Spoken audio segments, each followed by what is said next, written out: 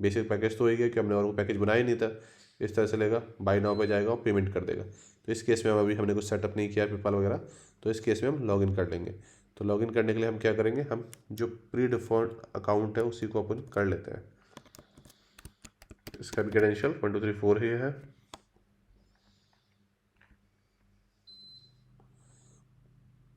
जो कुछ इस तरह का इंटरफेस आपको यहाँ पे दिखेगा। अब जो इसका मेन फीचर है वो है क्रिएट वर्क स्पेस। तो यहाँ पे हम एक क्रिएट कर देते हैं और यहाँ पे हम ऑफिस 1 हमने क्रिएट कर दिया। ठीक है, दूसरा हमारा कोई 2 था तो हमने 2 क्रिएट कर दिया। तो देखिए हमने यहाँ पे नेम ऑलरेडी टेकन। तो हम यहाँ पे एक काम करते हैं, GWL डाल देते हैं। आप सिटी के हिसाब से ब्रांच के अकॉर्डिंग भी क्रिएट कर सकते हैं डिपेंडिंग ऑन। तो यहाँ पे देखिए हमारे पे 2 ऑफिस हो गए, ऑफिस 1 ऑफिस 2 ऑफिस 3। तो ऑफिस 1 में जाते हैं, पहले काम करते हैं। ठीक है, तो यहाँ पे आपके अकाउंट का डैशबोर्ड है। जैसे किसी को सिर्फ अकाउंट्स की इन्फॉर्मेशन देखनी है तो यहाँ पे सीधे दिखेगा। सिर्फ मुझे HRM की इन्फॉर्मेशन देखनी है, कितने हॉलीडे आने वाले हैं सब कुछ, तो यहाँ से देखेगा। CRM रिलेटेड इन्फॉर्मेशन देखनी है तो कितने क्लाइंट है, क्या है, कितने कॉल हुए, कितनी डील कन्वर्ट हुई, तो वो यहाँ से दिखेगा। तो अभी हम सबसे पहले क्रिएट करते हैं, यूज़र क्रिएट करते हैं। ठीक है, तो यूज़र डिफरेंट टाइप के यूज़र्स हो सकते हैं। सपोज़ आपको कोई एक यूज़र बनाना है जो कि सिर्फ प्रपोजल इन्वॉइस से डील करे। ठीक है, तो आप एक स्पेशल यूज़र की परमिशन बना सकते हैं यहाँ से। जो भी आपको उसका नाम देना है आप उसका नाम दे देंगे। देन उसके अकॉर्डिंग आपको उसको परमिशन दे देंगे कि भैया वो क्या क्या चीज़ मैनेज करेगा। ठीक है, तो यहाँ पे आपके पास सभी चीज़ों को मैनेज करने का, परमिशन देने का ऑप्शंस है आपके पास। ठीक है, ये जरूरी नहीं है कि आपको हर किसी को एडमिन ही बनाना है, आप परमिशन मैनेज कर सकते हैं। तो हम यहाँ पे पहले एक यूज़र बना देते हैं। ठीक है, और यूज़र ने काम किया वो भी आपको यहाँ पे दिख जाता है। तो हम पहले वापस क्लिक करते हैं, यहाँ पे ऐड पे क्लिक करते हैं। ठीक है, तो यहाँ पे हम देते हैं rohit@gmail.com। हमने यहाँ पे इसको दे दिया एम्प्लॉई स्टाफ। ठीक है, तो आप स्टाफ और वेंडर आपको मिले हुए हैं। तो लॉगिन इज अनेबल, तो आप यहाँ पे उसका ऑफकोर्स क्रेडेंशियल देंगे जिसके थ्रू वो लॉगिन करेगा। तो हमने यहाँ पे लॉगिन क्रेडेंशियल दे दिया रोहित के, या आप रोहित को दे दीजिएगा, रोहित काम करना चालू कर देगा। तो हमने ये क्रिएट कहाँ पे किया है, ये हमने किया ऑफिस 1 में। अब मैं 2 में चलता हूँ और देखता हूँ क्या है यहाँ पे मुझे वो यूज़र दिखेगा। नहीं देखा। तो ये आपका बेनिफिट है कि आप एक से मल्टीपल कंपनी चलाएं, तो एक CRM से थ्रू अपने आप यूज़र मल्टीपल कंपनी चला सकता है। तो यहाँ पे आगे एक यूज़र का ऑप्शन आ गया, हमने बात कर ली यूज़र रोल। अब प्रोडक्ट एंड सर्विसेज पे चलते हैं। तो हम सपोज कोई सर्विस सेल करना चाहते हैं तो सबसे पहले आपको किसी भी जगह सेटअप पे क्लिक करना है। ठीक है, क्योंकि आपको कुछ चीज़ें बनानी होंगी। तो हम यहाँ पे आपके सर्विस बोलते हैं, प्रोडक्ट बोलते हैं, या कुछ आप और बोलते हैं, अपने केस में आप वो से सेलेक्ट कर सकते हैं। तो हम यहाँ पे सर्विस सेलेक्ट कर लेते हैं। कोई कलर कोड वगैरह आपको सेलेक्ट करना है तो वो सेलेक्ट कर लीजिए। ठीक है, तो यहाँ पे इनवॉइस है। ठीक है, ठीक है, इनवॉइस क्रिएट कर ली। कैटेगरीज बेसिकली हम क्रिएट कर रहे हैं, यहाँ पे बिल डाल दे रहे हैं बस। और हम एक टैक्स क्रिएट कर दे रहे हैं कि हमको प्रॉब्लम। ओके, हमने वही मैंने गलत क्रिएट कर दिया। यहाँ इसको नहीं, GST नीचे आएगा टैक्स के नीचे, क्योंकि टैक्स में हमको टैक्स भी तो डालना पड़ेगा। तो आप टैक्स डाल देंगे। अब यूनिट्स हो सकती हैं, अब किसी केस में KG लीटर जैसे होता है, तो यहाँ पे अपने केस में मंथ्स हो सकता है। ठीक है,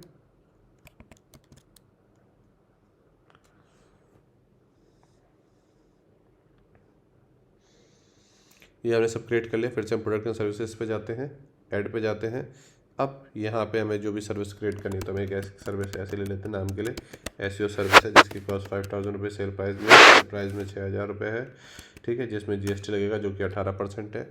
किस कैटेगरी में आएगा, सर्विस कैटेगरी में आएगा। तो आप यहाँ पे वेब डेवलपमेंट या जो भी डिजिटल मार्केटिंग सर्विसेज जो भी आप देना चाहते हो वो यहाँ पे आगे यूनिट मंथ्स में है, प्रोडक्ट सर्विस है, और हमने क्रिएट कर दिया। तो हमारे यहाँ पे एक सर्विस क्रिएट हो गई। ठीक है, क्वांटिटी अनलिमिटेड है क्योंकि सर्विस है। अब हम चाहते हैं किसी को ये प्रपोजल भेजना कि जिसने हमसे SEO की कोई कोटेशन मांगी हुई है, तो हम कैसे क्रिएट करेंगे, हम यहाँ पे जाएंगे। ठीक है, तो पहले हमें कस्टमर क्रिएट करना होगा कि कस्टमर को तो कोटेशन आप देंगे। तो हम यहाँ पे जाने के बाद यहाँ पे एक काम करते हैं, यहाँ पे हम ये सारी इन्फॉर्मेशन ऐसे ही रैंडम इन्फॉर्मेशन फुलफिल कर देते हैं। यहाँ पे आपने सिर्फ पासवर्ड दे दिया, देना चाहें तो। ठीक है, मैं रैंडम इन्फॉर्मेशन डाला हूँ।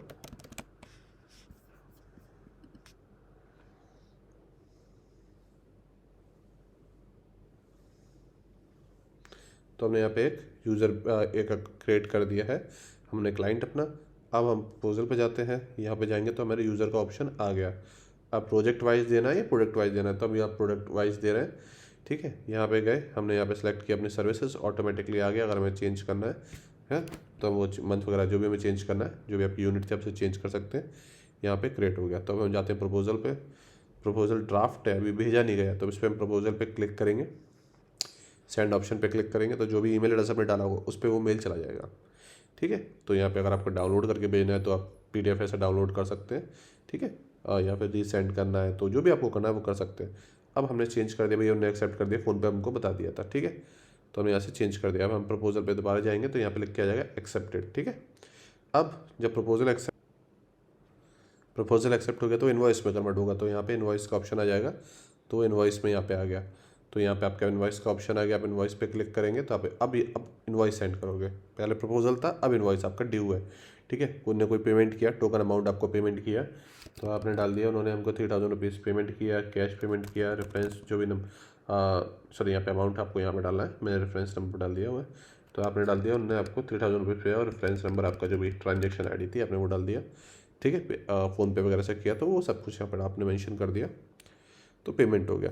तो इस तरह से आपने प्रपोजल भेजा। अब इस प्रोजेक्ट में आपको काम करना है तो आप बहुत सारे फीचर्स हैं, इनको एवरी सिंगल प्रोजेक्ट को हम यहाँ पे कवर नहीं कर सकते। तो यहाँ पे आप जैसे जाएंगे कस्टमर पे, यहाँ पे आपको ड्यू दिल जाएगा $8,500 अभी भी देना रह गया, $3,000 दे दिए थे। ठीक है, यहाँ पे HRM का ऑप्शन आ जाएगा कि आपके जो भी एम्प्लॉयज़ हैं, ठीक है, क्या एम्प्लॉयज़ हैं, क्या सैलरी पे हैं, क्या डेजिग्नेशन है, ये सब आप यहाँ से सेटअप करेंगे।